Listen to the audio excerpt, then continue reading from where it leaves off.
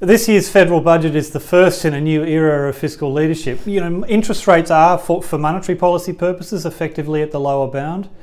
So we're in a very different policy environment now, and there's a range of government statements which have been out, but really culminating in this budget in October, revised from the usual release of May. We're assessing the budget from three perspectives. Firstly, what does it do to ensure the recovery?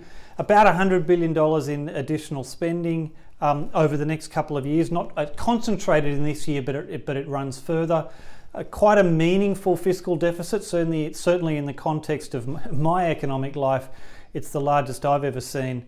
And in addition to that, based on some reasonably credible, we might quibble with some of the forecasts at the margin, but a credible set of economic forecasts. So I think the government does a pretty good job on the cycle part of its mandate. The second issue is, what does it do around the structural agenda? And certainly for the business sector, there's a range of measures here. Measures to encourage investment. The government had planned to change some R&D tax concessions. That hasn't come through. Some support for high-tech manufacturing.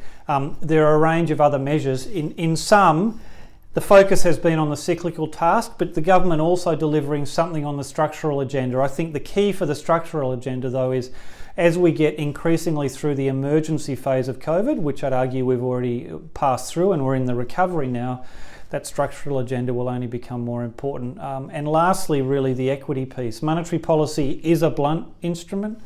The equity discussion doesn't really form part of the monetary policy deliberation process in the way we assess it. But fiscal policy naturally is just the outcome of a sequence of much smaller decisions on taxes, on expenditure, on infrastructure, on a whole range of things. It's just natural we talk more about where that money's spent and how it benefits the less fortunate. There are some things in this budget for those groups. Those on lower income see larger percentage reductions in their income tax take. That's the way we think about the income tax cuts. The low and middle income tax offsets have been extended, the lower tax offset permanently. There's the JobMaker hiring credit. There's modest amounts for a women's economic security package and a couple of other packages. I think the reality is the main focus of this budget is on securing the recovery and getting a recovery in the labour market. Ultimately, employment, getting people into meaningful jobs is the single largest thing we could do for equity outcomes.